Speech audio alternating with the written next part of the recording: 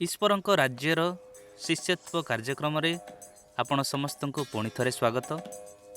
ଅଧିବେଶନ 8 ବିଷୟ ପବିତ୍ର ଆତ୍ମାଙ୍କର ପ୍ରେମ।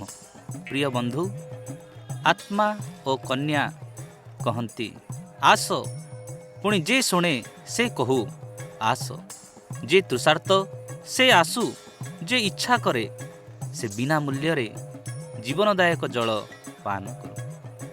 ତେବେ ଏହି ଅଧିବେଶନକୁ ଆଗେଇ ନେବା ପାଇଁ ମୁଁ ଜଣେ ଭାଇଙ୍କୁ ଅନୁରୋଧ କରେ, ସେ ପ୍ରାର୍ଥନାର ସହ ଅଧିବେଶନକୁ ଆଗେଇ ନେବେ। ସର୍ବଶକ୍ତିମାନ ପରମେଶ୍ୱର ପ୍ରଭୁ, ଏହି ସୁନ୍ଦର ଦେଇଥିବାରୁ ତୁମକୁ ଧନ୍ୟବାଦ ଦେଉଛି ପ୍ରଭୁ। ପିତା ପରମେଶ୍ୱର ପ୍ରଭୁ, ଏହି ସମୟରେ ଆମମାନେ ପ୍ରଭୁ ପବିତ୍ର ଆତ୍ମାଙ୍କ ବିଷୟରେ କିଛି ପ୍ରଭୁ ଆଲୋଚନା କରିବାକୁ ଯାଉଛୁ। ଯେପରି ଆମେ ସମସ୍ତେ ତୁମରି ପବିତ୍ର ଆତ୍ମାଙ୍କ ବିଷୟରେ ଆମେ ସମସ୍ତେ ଭଲରେ ଜାଣିପାରିବୁ ବୋଲି ଆମେ ସମସ୍ତଙ୍କୁ ତୁମେ ଆଶୀର୍ବାଦ କର ପ୍ରଭୁ। ଏହି ସୁନ୍ଦର ସମୟ ଦେଇଥିବାରୁ ଧନ୍ୟବାଦ ଦେଇ ପ୍ରେରିତ ଯୀଶୁଙ୍କ ନାମରେ ଛୋଟ ଭିକ୍ଷା ମାଗୁଛୁ ପିତା, ଆମେନ୍।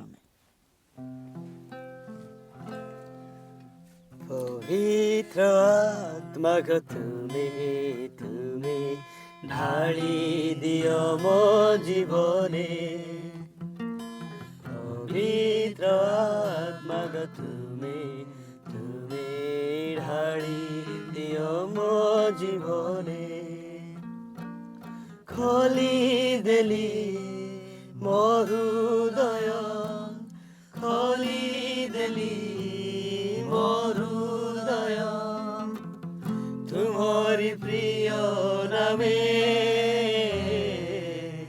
তুমরি প্রিয় নামে, তুমরি প্রিয় নামে, তুমরি প্রিয় নামে। পবিত্র আত্মাগ তুমি ঢালি দিও মো জীবনে। পবিত্র আত্মাগ তুমি ঢালি দিও মো জীবনে। ମୋର ଭାଇମାନେ, ତେବେ ଆମମାନେ ପବିତ୍ର ଆତ୍ମାଙ୍କର ପ୍ରେମ ବିଷୟରେ ଅଧ୍ୟୟନରେ ଆମମାନେ ଯିବା। ଆମମାନେ ଦେଖିଲୁ, ପୁଣି ଦେଖୁଛୁ ଈଶ୍ୱର ଆପଣା ସହିତ ସିଦ୍ଧ ସମ୍ପର୍କରେ ଥିଲେ, ପୁଣି ଅଛନ୍ତି, ଆଉ ପୁଣି ଥିବେ। ପିତା, ପୁତ୍ର, ପୁଣି ପବିତ୍ର ଆତ୍ମା ତିନି ବ୍ୟକ୍ତିତ୍ୱରେ ଏକ ହୋଇ ସମ୍ପୂର୍ଣ୍ଣ ଏକତା ମଧ୍ୟରେ ଈଶ୍ୱର ଅଛନ୍ତି, କାରଣ ଏକ ଈଶ୍ୱର। ଆମମାନେ ପବିତ୍ର ଆତ୍ମାଙ୍କର ପ୍ରେମର ସମ୍ପର୍କ ବିଷୟରେ ଆଜି ଆମେ ଅଧ୍ୟୟନ କରିବା। ତେବେ ଆମମାନେ ଦେଖିବା ଈଶ୍ୱରଙ୍କ ପ୍ରେମ ଏତେ ମହାନ ଯେ ତାହା ଆମେ ବୁଝି ହେବ ନାହିଁ, ତାହା ଆମମାନଙ୍କର ଚିନ୍ତାର ବାହାରେ। ପବିତ୍ର ଆତ୍ମାଙ୍କର ପ୍ରେମ କଦାପି କେବେ ମଧ୍ୟ ନିଜ ଆଡ଼କୁ କେବେ ମଧ୍ୟ ପବିତ୍ର ଆତ୍ମା ନିଜ ଆଡ଼କୁ କେବେ ଦେଖାନ୍ତି ନାହିଁ। ତାର ପରିବର୍ତ୍ତେ ପବିତ୍ର ଆତ୍ମା ପ୍ରକାଶନ ପ୍ରଦାନ କରନ୍ତି, ଆମମାନଙ୍କୁ ସମର୍ଥ କରନ୍ତି। ପବିତ୍ର ଆତ୍ମା ଆମମାନଙ୍କୁ ଶକ୍ତି ଦିଅନ୍ତି, ପବିତ୍ର ଆତ୍ମା ଆମମାନଙ୍କୁ ପରିବର୍ତ୍ତନ କରନ୍ତି, ପୁଣି ପବିତ୍ର ଆତ୍ମା ଆମମାନଙ୍କର ମଧ୍ୟରେ ବାସ କରନ୍ତି। ଯେପରି ଆମମାନେ ବ୍ୟକ୍ତିଗତ ଭାବରେ, ପୁଣି ଏକ ଶକ୍ତିଯୁକ୍ତ ଭାବରେ, ପୁଣି ଅତି ଘନିଷ୍ଠ ଭାବରେ, ଅତି ନିକଟରେ, ଯେପରି ଆମେ ପିତାଙ୍କର ପ୍ରେମକୁ ଜାଣିପାରୁ, ପୁଣି ପୁତ୍ର ଯୀଶୁଙ୍କର ପ୍ରେମକୁ ମଧ୍ୟ ଜାଣିପାରୁ, ପୁଣି ଏସବୁ ବିଷୟକୁ ଆମେ ଅନୁଭବ କରିପାରୁ। ତେବେ ତେଣୁକରି ପବିତ୍ର ଆତ୍ମା ଆମମାନଙ୍କୁ ସବୁବେଳେ ପିତାଙ୍କ ଆଡ଼କୁ, ପୁଣି ପୁତ୍ରଙ୍କ ଆଡ଼କୁ ସବୁବେଳେ ପ୍ରକାଶନ ପ୍ରଦାନ କରନ୍ତି। ତେବେ ଆମମାନେ ଚିନ୍ତା କରିବା ଯେ ପବିତ୍ର ଆତ୍ମା କାହା ବିଷୟରେ ସାକ୍ଷ୍ୟ ଦିଅନ୍ତି ଓ କାହା ନିମନ୍ତେ ସେ ଗୌରବ ଆଣନ୍ତି। ଯଦି ଆମମାନେ ପଢ଼ିବା ଜୋହନ 16 ତାର 13 ଏବଂ 15 ପଦ ଯଦି ଆମେ ପାଠ କରିବା, ସେଠି ଜଣାପଡ଼ିବ ଯେ ପବିତ୍ର ଆତ୍ମା କାହାର ବିଷୟରେ ସାକ୍ଷ୍ୟ ଦିଅନ୍ତି। ଭାଇ ପଢ଼ନ୍ତୁ।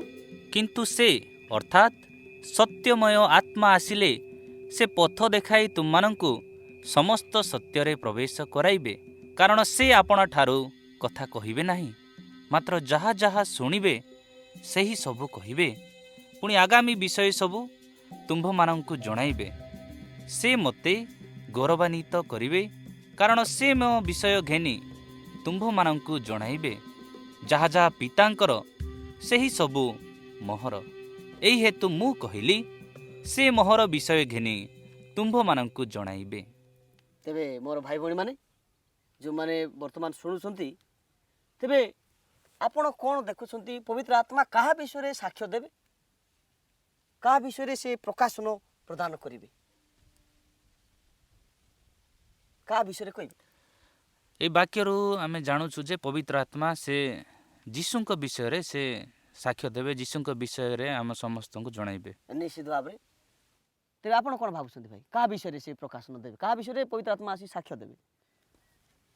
ସେ ଈଶ୍ୱର ପ୍ରଭୁ ଯୀଶୁଙ୍କ ବିଷୟରେ ସେ ଆସି ସାକ୍ଷ୍ୟ ଦେବେ। ବର୍ତ୍ତମାନ ପବିତ୍ର ଆତ୍ମା ଆମମାନଙ୍କୁ ଯୀଶୁଙ୍କର ବିଷୟରେ ସାକ୍ଷ୍ୟ ଦିଅନ୍ତି। ଆମେ ଦେଖୁଛୁ ଯେ ପବିତ୍ର ଆତ୍ମା ଯୀଶୁଙ୍କର ବିଷୟରେ ସାକ୍ଷ୍ୟ ପ୍ରଦାନ କରନ୍ତି। ତେବେ ଆମେ ଦେଖୁଛୁ ଈଶ୍ୱରଙ୍କ ପ୍ରେମ କିପରି ଭାବରେ ଆମମାନଙ୍କ ହୃଦୟରେ, ପୁଣି ଯଦି ଚିନ୍ତା କରିବା ବ୍ୟକ୍ତିଗତ ଭାବରେ, ପୁଣି ଈଶ୍ୱରଙ୍କ ପ୍ରେମ ଶକ୍ତିଯୁକ୍ତ ଭାବରେ ଓ ଘନିଷ୍ଠ ଭାବରେ ପରିବ୍ୟାପ୍ତ ହେଇଛି, ତାହା ଯଦି ଆମେ ଚିନ୍ତା କରିବା ଈଶ୍ୱରଙ୍କ ପ୍ରେମ ଆମମାନଙ୍କ ମଧ୍ୟରେ କିପରି କାର୍ଯ୍ୟ କରୁଅଛି, ଯଦି ଆମେ ଦେଖିବା ରୋମିଓ ପୁସ୍ତକ 5 ପର୍ବ ତାର 5ରୁ 8 ଯଦି ଆମେ ଧ୍ୟାନରେ ଶୁଣିବା ପଡ଼ିଲା ବେଳେ, ପଢ଼ନ୍ତୁ ଭାଇ। ଆଉ ଭରସା ଲଜ୍ଜା ଦିଏ ନାହିଁ, କାରଣ ଆମ୍ଭମାନଙ୍କୁ ପ୍ରଦତ୍ତ ପବିତ୍ର ଆତ୍ମାଙ୍କ ଦ୍ୱାରା ଆମ୍ଭମାନଙ୍କ ହୃଦୟରେ ଈଶ୍ୱରଙ୍କ ପ୍ରେମ ପ୍ରବାହିତ ହୋଇଅଛି। କାରଣ ଯେତେବେଳେ ଆମ୍ଭେମାନେ ନିରୁପାୟ ଥିଲୁ, ସେତେବେଳେ ଖ୍ରୀଷ୍ଟ ଉପଯୁକ୍ତ ସମୟରେ ଅଧାର୍ମିକମାନଙ୍କ ନିମନ୍ତେ ମୃତ୍ୟୁ ଭୋଗ କଲେ। ଧାର୍ମିକ ଲୋକ ନିମନ୍ତେ ପ୍ରାୟ କେହି ମୃତ୍ୟୁ ଭୋଗ କରିବ ନାହିଁ, ଉତ୍ତମ ଲୋକ ନିମନ୍ତେ ଅବା କେହି ପ୍ରାଣ ଦେବାକୁ ସାହସ କରିପାରେ। କିନ୍ତୁ ଆମ୍ଭେମାନେ ପାପୀ ଥିବା ସମୟରେ ସୁଦ୍ଧା ଖ୍ରୀଷ୍ଟ ଯେ ଆମ୍ଭମାନଙ୍କ ନିମନ୍ତେ ମୃତ୍ୟୁ ଭୋଗ କଲେ, ସେଥିରେ ଈଶ୍ୱର ଆମ୍ଭମାନଙ୍କ ପ୍ରତି ଆପଣା ପ୍ରେମ ସପ୍ରମାଣ କରୁଅଛନ୍ତି। ଦେଖନ୍ତୁ ଈଶ୍ୱର ଆପଣା ପ୍ରେମ କିଭଳି ସପ୍ରମାଣ କରୁଛନ୍ତି, କ'ଣ ଦେଖିଲେ ଆପଣମାନେ ଏଇଠି ଏ ପଦ ଗୁଡ଼ିକରେ ଆପଣ କ'ଣ ଦେଖିଲେ, କେଉଁ ବିଷୟଟା ଆପଣମାନେ ଦେଖିଲେ? ଆମେ ପାପୀ ଥିବା ସତ୍ତ୍ୱେ ମଧ୍ୟ ସେ ଆମମାନଙ୍କୁ ପ୍ରେମ କରି ତାଙ୍କ ପ୍ରାଣ ଦେଲେ। ନିଶ୍ଚିତ ଭାବରେ ଈଶ୍ୱରଙ୍କ ପ୍ରେମ ଏଠାରେ ସେ ଆମମାନଙ୍କ ମଧ୍ୟରେ ପରିବ୍ୟାପ୍ତ ହେଇଛି। ଈଶ୍ୱରଙ୍କ ପ୍ରେମ ଆମମାନଙ୍କ ମଧ୍ୟରେ କିଭଳି ଭରପୁର ହେଇଛି, ପରିବ୍ୟାପ୍ତ ହେଇଛି, କିଭଳି ଆମମାନଙ୍କ ମଧ୍ୟରେ ଈଶ୍ୱରଙ୍କ ପ୍ରେମ ଅଛି। ପଦ ଗୁଡ଼ିକରେ ଆପଣ କ'ଣ ପାଇଲେ?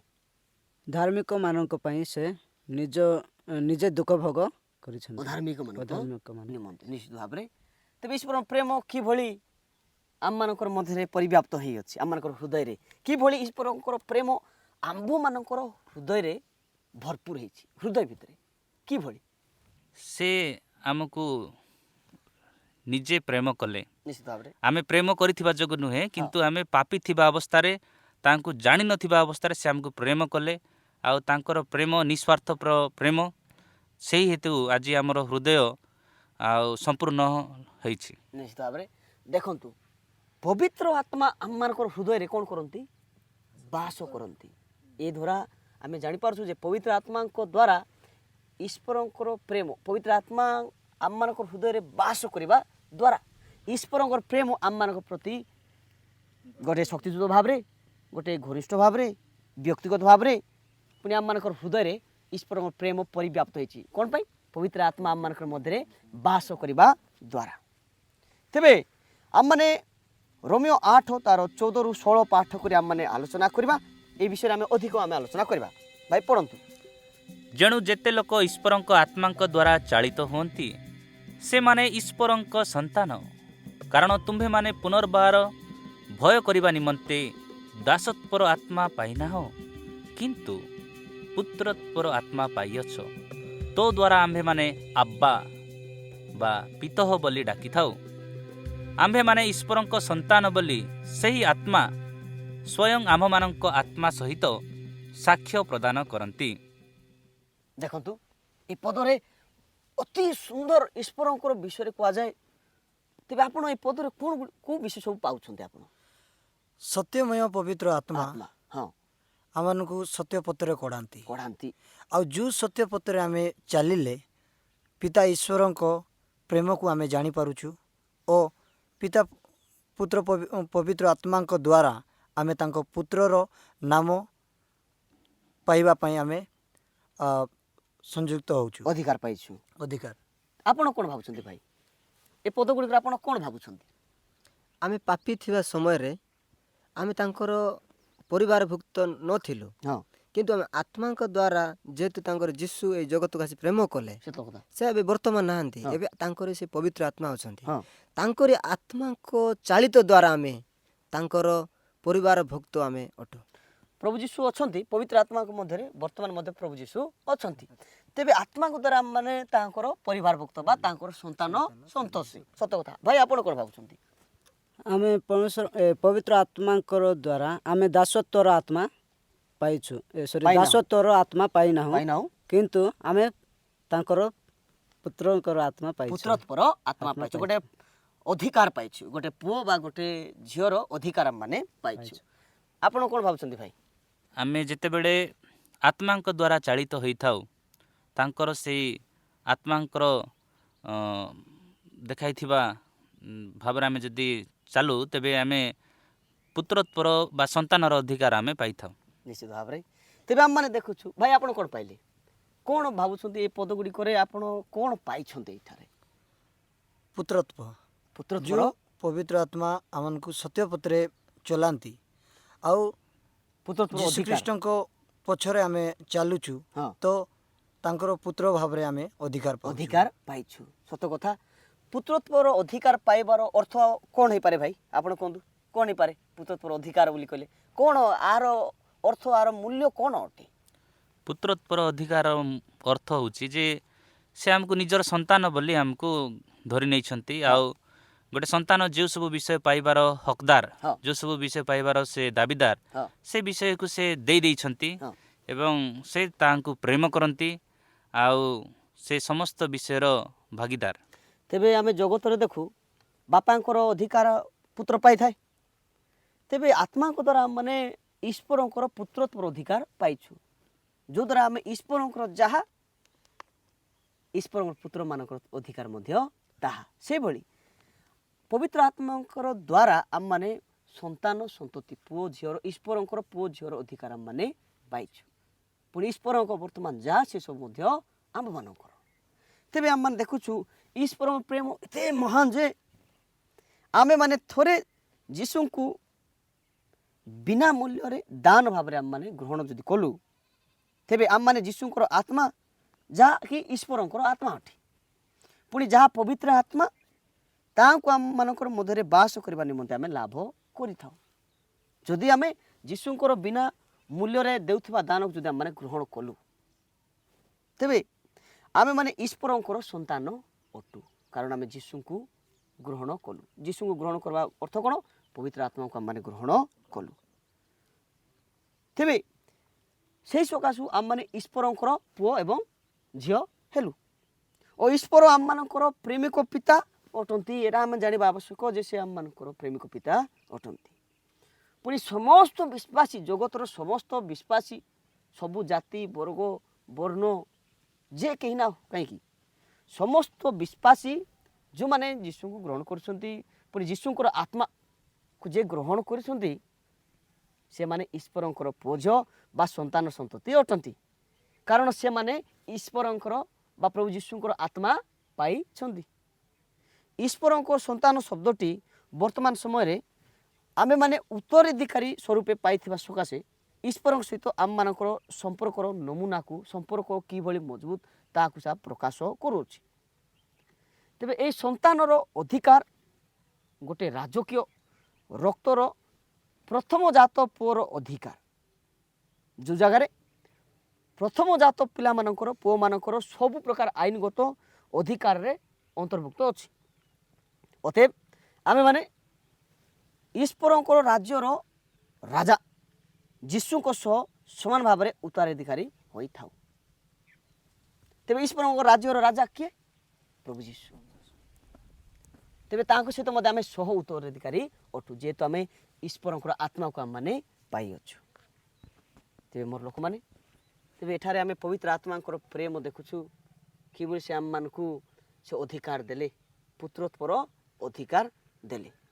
ତେବେ ଆପଣମାନେ କୁହନ୍ତୁ, ଈଶ୍ୱରଙ୍କର ସନ୍ତାନ ବୋଲି ଜାଣିବାର ଅର୍ଥ, ମୁଁ ଗୋଟେ ଈଶ୍ୱରଙ୍କ ସନ୍ତାନ, ଯଦି ଆପଣ ଭାବୁଛନ୍ତି ମୁଁ ମଧ୍ୟ ଗୋଟେ ଈଶ୍ୱରଙ୍କର ସନ୍ତାନ, ତେବେ ମୁଁ ଈଶ୍ୱରଙ୍କ ସନ୍ତାନ ବୋଲି ଯେଉଁ କହିବା କଥାଟା, ଏହାର ଅର୍ଥ ଆପଣଙ୍କର ଜୀବନ ପାଇଁ କ'ଣ ହେଇପାରେ? ମୁଁ ଗୋଟେ ଈଶ୍ୱରଙ୍କ ସନ୍ତାନ ବୋଲି ଆପଣ ଭାବୁଛନ୍ତି ବୋଲେ ଏହାର ଅର୍ଥ ଆପଣଙ୍କ ପାଇଁ କ'ଣ ଅଟେ ଯେ ଆପଣ ଗୋଟେ ଈଶ୍ୱରଙ୍କ ସନ୍ତାନ? ସ୍ୱଭାବ ଓ ପ୍ରଭୁଙ୍କ ପଥରେ ଚାଲିବା। ନିଶ୍ଚିତ ଭାବରେ ଯଦି ଆପଣ ଈଶ୍ୱରଙ୍କର ପୁତ୍ର ତାହେଲେ ଈଶ୍ୱରଙ୍କ ପୁତ୍ର ବୋଲି କହିଲେ ଆପଣ କ'ଣ ଅଟନ୍ତି? ନିଜର ସ୍ୱଭାବ ଦ୍ୱାରା ଲୋକ ଜାଣିପାରିବେ ଏ ଈଶ୍ୱରଙ୍କ ସନ୍ତାନ। ଆଉ ନିଜର ସ୍ୱଭାବ ଯେତେବେଳେ ଭଲ ଥାଏ ଈଶ୍ୱରଙ୍କ ପ୍ରକାଶିତ ବହି ସ୍ୱଭାବ ଦ୍ୱାରା ଦେଖନ୍ତୁ ମନେକର ଆପଣ ଜଣେ ରାଜାଙ୍କର ପୁତ୍ର ହେଲେ ଆପଣଙ୍କର ଅର୍ଥ କ'ଣ? ଯଦି ମନେକର ଆପଣ ଗୋଟେ ରାଜାଙ୍କର ପୁତ୍ର ହେଇଥାନ୍ତେ ରାଜାଙ୍କର ପୁତ୍ର ଭାବେ ଆପଣଙ୍କ ଅର୍ଥ କ'ଣ ହେଇପାରେ? ରାଜାଙ୍କର ପୁତ୍ର ହେଲେ ସେ ରାଜାଙ୍କର ଅଧିକାର ଯେତେବେଳେ ରାଜା କ'ଣ ହେଇଯାଆନ୍ତି ତ ତାଙ୍କ ପୁତ୍ର ସେଇଆ ଦେଖନ୍ତି। ସବୁ ଅଧିକାର ରାଜାଙ୍କର ଯାହା ଅଧିକାର ପୁତ୍ରଙ୍କର ମଧ୍ୟ ଅଧିକାର ଅଛି। ତେବେ ଆପଣ ଯଦି ଈଶ୍ୱରଙ୍କର ସନ୍ତାନ ଈଶ୍ୱରଙ୍କର ପୁତ୍ର ରାଜାମାନଙ୍କର ରାଜା ପ୍ରଭୁମାନଙ୍କ ପ୍ରଭୁ ସର୍ବ ସୃଷ୍ଟିକର୍ତ୍ତାଙ୍କର ପୁତ୍ର ଆପଣ ତେବେ ଆପଣଙ୍କୁ ଏହାର ଅର୍ଥ କ'ଣ ହେଇପାରେ ଯେ ମୁଁ ଈଶ୍ୱରଙ୍କ ପୁତ୍ର ବୋଲି ଯଦି ଆପଣ ଭାବୁଛନ୍ତି ଆପଣଙ୍କ ପାଇଁ ଏହାର ଅର୍ଥ କ'ଣ? ଏହାର ଅର୍ଥ ହେଉଛି ଈଶ୍ୱର ତାଙ୍କ ପୁତ୍ର ପାଇଁ ସେ ସବୁ କିଛି ବିଷୟ ତାଙ୍କର ଦେଇଛନ୍ତି ଯେ ଆମେ ଈଶ୍ୱରଙ୍କ ଅଧିକାର ସବୁ ପାଇଛୁ ଆମେ ଈଶ୍ୱରଙ୍କ ପାଇଁ ଆମେ ଯେକୌଣସି ମଧ୍ୟ କରିବାର ଉଚିତ। ତେବେ ଈଶ୍ୱରର ଅଧିକାର ବୋଲି କହିଲେ ଈଶ୍ୱରର ଅଧିକାର କ'ଣ କ'ଣ ସବୁ ଅଧିକାର? ଈଶ୍ୱରଙ୍କର ଅଧିକାର ତାଙ୍କ ପଥରେ ଚାଲିବା ତା ସହିତ ଈଶ୍ୱରଙ୍କ ଶକ୍ତିରେ ପବିତ୍ର ଆତ୍ମାଙ୍କ ସହିତ ଆମେ ପିତା ପୁତ୍ର ପବିତ୍ର ଆତ୍ମାଙ୍କ ସହିତ ମିଶିକି ଚାଲିବା। ନିଶ୍ଚିତ ଭାଇ ଆପଣ କ'ଣ ଭାବୁଛନ୍ତି ଈଶ୍ୱରଙ୍କର ଅଧିକାର କହିଲେ ଆପଣ କ'ଣ ଭାବୁଛନ୍ତି? ଈଶ୍ୱରଙ୍କ ଅଧିକାର ମାନେ ତାଙ୍କର ପୁତ୍ରତ୍ୱ ଅଧିକାର। ଯଦି ଏଇ ଜଗତରେ ଆମେ ଯେତେବେଳେ ଦେଖୁଛୁ ଗୋଟେ MLର ପୁଅ ଯଦି ଜଣେ ହେଉଛି ତାର କି ଭାଗ୍ୟ ତାର କି ଗର୍ବ ଯେ ସେ କାହାକୁ ଡରବ ନାହିଁ। ଆଉ ଆମେ ତ ସଦାପ୍ରଭୁ ପରମେଶ୍ୱର ରାଜାମାନଙ୍କର ରାଜା ତାଙ୍କର ପୁତ୍ର ବୋଲେ ଆମର କେଡ଼େ ବଡ଼ ସୌଭାଗ୍ୟ।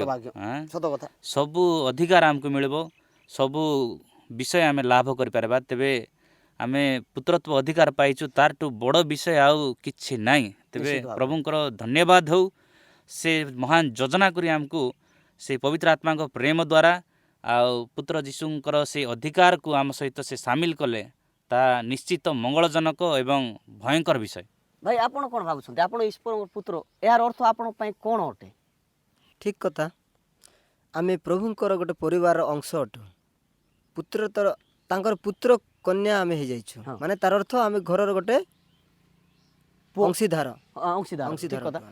ସୌଭାଗୀ ପରିବାରଭୁକ୍ତ ଆମମାନେ ଅନ୍ତର୍ଭୁକ୍ତରେ ଅଛୁ। ଦେଖନ୍ତୁ ତେବେ ଈଶ୍ୱରଙ୍କର ଅଧିକାର ପୁତ୍ରଙ୍କୁ ମିଳିଥାଏ ପୁଣି ସେ ଅଧିକାର ଆମମାନଙ୍କୁ ମଧ୍ୟ ଦେଇଛନ୍ତି ଯେହେତୁ ଆମେ ପବିତ୍ର ଆତ୍ମା ବା ପ୍ରଭୁ ଯୀଶୁଙ୍କର ଆତ୍ମାକୁ ଆମେ ଗ୍ରହଣ କରୁଛୁ ଯେହେତୁ ଆମେ ଯୀଶୁଙ୍କ ଠାରେ ବିଶ୍ୱାସ କରୁଛୁ ପୁଣି ପବିତ୍ର ଆତ୍ମା ସେ ଅଧିକାର ଆମମାନଙ୍କୁ ଈଶ୍ୱରଙ୍କ ଦ୍ୱାରା ଦେଇଛନ୍ତି ଯେହେତୁ ଯେ ପବିତ୍ର ଆତ୍ମା ଯେ ପ୍ରାପ୍ତ ହୋଇଛି ସେ ଈଶ୍ୱରଙ୍କର ସନ୍ତାନ ବୋଲି ଆମେ ଜାଣୁଛୁ। ତେବେ ମୋର ଲୋକମାନେ ସମସ୍ତ ଶୈତାନିକ ଶକ୍ତି ଉପରେ ସମସ୍ତ ମନ୍ଦତାର ଶକ୍ତି ଉପରେ ପୁଣି ନିଜର କୁଅଭିଳାଷର ଶକ୍ତି ଉପରେ ମଧ୍ୟ ପରମେଶ୍ୱର ଆମମାନଙ୍କୁ ଅଧିକାର ଦେଇଛନ୍ତି। କଥା ବୁଝିପାରିଲେ ସମସ୍ତ ଶକ୍ତି ସମସ୍ତ ମନ୍ଦତା ଉପରେ ପ୍ରଭୁ ଆମମାନଙ୍କୁ ଅଧିକାର ଦେଇଛନ୍ତି କାରଣ ଈଶ୍ୱରଙ୍କ ସନ୍ତାନ ହେବା ଏକ ଭୟଙ୍କର ବିଷୟ ଅଟେ। ତେବେ ଏ ଶାସ୍ତ୍ରାଂଶରୁ ଆପଣମାନେ ଈଶ୍ୱରଙ୍କର କେଉଁ ଗୋଟେ ବିଷୟ ଆପଣମାନେ ଶିକ୍ଷା ଲାଭ କଲେ? ଆପଣ କ'ଣ ଶିକ୍ଷା ଲାଭ କଲେ ଈଶ୍ୱରଙ୍କର ଗୋଟେ ବିଷୟ ଆପଣମାନେ କୁହନ୍ତୁ କ'ଣ ଶିକ୍ଷା ଲାଭ କଲେ ଈଶ୍ୱରଙ୍କ ଗୋଟେ ବିଷୟଟା? ଈଶ୍ୱରଙ୍କର ସେ ଆମକୁ ଅଧିକାର ଦେଇଛନ୍ତି ନିଶ୍ଚିତ ଭାବରେ ପୁତ୍ରତ୍ୱର ଅଧିକାର ଦେଲେ ତାହା ବହୁତ ବଡ଼ ବିଷୟ। ଆଉ ଏଇ ଶାସ୍ତ୍ରାଂଶରୁ ଆଉ ଗୋଟେ ବିଷୟ ମୁଁ ଆଜି ନୂତନ କରି ନୂଆ ଭାବରେ ଜାଣିପାରିଲି ତାହା ହେଉଛି ପିତା ଯେ ପ୍ରେମ କରନ୍ତି ପୁତ୍ର ବି ପ୍ରେମ କରନ୍ତି ଏହା ମୁଁ ଜାଣିଥିଲି କିନ୍ତୁ ପବିତ୍ର ଆତ୍ମା ମଧ୍ୟ ଯେ ଆମକୁ ପ୍ରେମ କରନ୍ତି ତାହା ଜାଣିନଥିଲି। ତାହା ଜାଣି ଆଜି ବହୁତ ଖୁସି ଲାଗିଲା। ଆଉ ପବିତ୍ର ଆତ୍ମାଙ୍କ ଦ୍ୱାରା ଯେ ପୁତ୍ର ଯୀଶୁଙ୍କର ଯେଉଁ ଅଧିକାର ତାହା ଆମେ ପାଇପାରିବା ତାହା ଗୋଟେ ବହୁତ ବଡ଼ ବିଷୟ ଆଉ ଆତ୍ମାଙ୍କ ଦ୍ୱାରା ଆମେ ଚାଳିତ ହେବା ନିତାନ୍ତ ଆବଶ୍ୟକ। ନିଶ୍ଚିତ ଭାବରେ ତେବେ ଆମମାନେ ଦେଖୁଛୁ ଯେ ଆମମାନେ ଈଶ୍ୱରଙ୍କର ବିଷୟରେ ଆମେ ଦେଖୁଛୁ ଯେ ସେ କିଭଳି ଆପଣ ଆତ୍ମା ଦାନ କରନ୍ତି ଈଶ୍ୱର କିଭଳି ପ୍ରେମମୟ ପବିତ୍ର ଆତ୍ମା କିଭଳି ପ୍ରେମ କରନ୍ତି। ତେବେ ଭାଇ ଆପଣ ଈଶ୍ୱରଙ୍କର ବିଷୟରେ କ'ଣ ଶିକ୍ଷା ଲାଭ କଲେ ଶାସ୍ତ୍ରାଂଶରେ ଗୋଟେ ବିଷୟ? ପବିତ୍ର ଆତ୍ମା ଆମର ପାଖରେ ରୁହନ୍ତି ବାସ କରନ୍ତି ଆମ ହୃଦୟରେ ବାସ କରନ୍ତି ଓ ସଦା ସତ୍ୟ ପଥରେ ଚଲାନ୍ତି ପିତା ଈଶ୍ୱର ଓ ପୁତ୍ର ଯୀଶୁଖ୍ରୀଷ୍ଟଙ୍କ ବିଷୟରେ ସେ ଜଣାନ୍ତି ଓ ତାଙ୍କର ସେଇ ପୁତ୍ରର ଅଧିକାର ହଁ ଦେଇକି ତାଙ୍କର ସତ୍ୟ ପଥରେ ଚାଲିବା ପାଇଁ ନେଇ ଶିଖାନ୍ତି। କାରଣ ଯୀଶୁଙ୍କ ଠାରେ ଈଶ୍ୱର ଆପଣାର ସମସ୍ତ ବିଷୟ କ'ଣ କରନ୍ତି? ଦାନ କରନ୍ତି। ସେ ଆମମାନଙ୍କୁ ଆପଣା ପୁତ୍ରତ୍ୱର ଆତ୍ମା ମଧ୍ୟ ଆମମାନଙ୍କୁ କ'ଣ କରନ୍ତି? ଦାନ କରନ୍ତି। କାରଣ ଈଶ୍ୱର ଅଧିକ ପ୍ରେମ କରନ୍ତି। କାରଣ ଈଶ୍ୱର ଅଧିକ ପ୍ରେମ କରନ୍ତି। ତେଣୁକରି ସେ ଯୀଶୁଖ୍ରୀଷ୍ଟଙ୍କ ଠାରେ ଆପଣାର ସମସ୍ତ ବିଷୟ ଆମମାନଙ୍କୁ ଦାନ କରନ୍ତି। କେଡ଼େ ଭୟଙ୍କର ପ୍ରେମ ଈଶ୍ୱରଙ୍କର, କେଡ଼େ ଚୂଡ଼ାନ୍ତ ପ୍ରେମ। ଆସନ୍ତୁ ଆମମାନେ ଈଶ୍ୱରଙ୍କୁ ଧନ୍ୟବାଦ ଦେବା ପବିତ୍ର ଆତ୍ମାଙ୍କର ପ୍ରେମ ନିମନ୍ତେ। ପବିତ୍ର ଆତ୍ମା ନିଜ ଆଡ଼କୁ କୌଣସି ବିଷୟ ଇଙ୍ଗିତ କରନ୍ତି ନାହିଁ, ମାତ୍ର ପ୍ରକାଶନ ପ୍ରଦାନ କରନ୍ତି ଯୀଶୁଙ୍କର ବିଷୟରେ। ପବିତ୍ର ଆତ୍ମା ଯୀଶୁଙ୍କର ବିଷୟରେ ପ୍ରକାଶନ ପ୍ରଦାନ କରନ୍ତି। ତେବେ ଆମେ ଦେଖୁଛୁ ପିତା ପୁତ୍ର ଯୀଶୁ ପୁଣି ପବିତ୍ର ଆତ୍ମା ଏକତ୍ର ହୋଇ ଏକ ଈଶ୍ୱର। ଏକ ଈଶ୍ୱର ପିତା ପୁତ୍ର ପବିତ୍ର ଆତ୍ମା ତିନି ବ୍ୟକ୍ତିତ୍ୱରେ ଏକ ହୋଇ ସମ୍ପୂର୍ଣ୍ଣ ଏକତାରେ ପିତା ପୁତ୍ର ପବିତ୍ର ଆତ୍ମା ଅଛନ୍ତି। ତେବେ ମୋର ଲୋକମାନେ ଏଠାରେ ଆମମାନେ ପବିତ୍ର ଆତ୍ମାଙ୍କର ପ୍ରେମ ବିଷୟରେ ଆମେ ଅଧ୍ୟୟନ କଲୁ, ଚିନ୍ତା କଲୁ, ଆଲୋଚନା କଲୁ। ତେବେ ଆମେ ପବିତ୍ର ଆତ୍ମାଙ୍କ ପ୍ରେମ ପାଇଁ ଆମେ ଧନ୍ୟବାଦ ଦେଇ ଆମମାନେ ପ୍ରାର୍ଥନା କରିବା। ଆମମାନେ ଚକ୍ଷୁ ବନ୍ଦ କରିବା, ପ୍ରାର୍ଥନା କରିବା। ଭାଇ ପ୍ରାର୍ଥନା କରିବା। ମଙ୍ଗଳମୟ ପରମେଶ୍ୱର, ତୁମେ ପିତା ପୁତ୍ର ପବିତ୍ର ଆତ୍ମା ପ୍ରଭୁ ଆମ ସମସ୍ତଙ୍କୁ ପ୍ରେମ କର ଏବଂ ସେହି ପ୍ରେମ ଦ୍ୱାରା ଆମେ ପ୍ରଭୁ ତୁମର ସନ୍ତାନ ବୋଲି ଖ୍ୟାତ ହୋଇଛୁ। ସେଥିପାଇଁ ଧନ୍ୟବାଦ ପ୍ରଭୁ। ଆମ ସମସ୍ତଙ୍କୁ ସାହାଯ୍ୟ କର, ପ୍ରତିଦିନ ତୁମର ସ୍ୱର ଶୁଣି ତୁମର ପବିତ୍ର ଆତ୍ମାଙ୍କର କାର୍ଯ୍ୟ ଅନୁଯାୟୀ ଚାଳିତ ହୋଇ ପ୍ରଭୁ ତୁମକୁ ଗୌରବ ପ୍ରଶଂସା ଦେଇପାରିବୁ, ତାହା କରିବା ପାଇଁ ଆମ ସମସ୍ତଙ୍କୁ ସାହାଯ୍ୟ କର। ସବୁ ପ୍ରକାର ମନ୍ଦତାରୁ, ସବୁ ପ୍ରକାର ଅଭିଳାଷରୁ ଦୂର ରଖି ପ୍ରଭୁ ଆମ ସମସ୍ତଙ୍କୁ ପବିତ୍ର ଆତ୍ମାଙ୍କ ଶକ୍ତିରେ ପବିତ୍ର କରି ରଖ। ଯୀଶୁଙ୍କ ନାମରେ ମାଗୁଅଛି, ଆମେନ୍। ସମସ୍ତଙ୍କୁ ପୁନର୍ବାର ଧନ୍ୟବାଦ।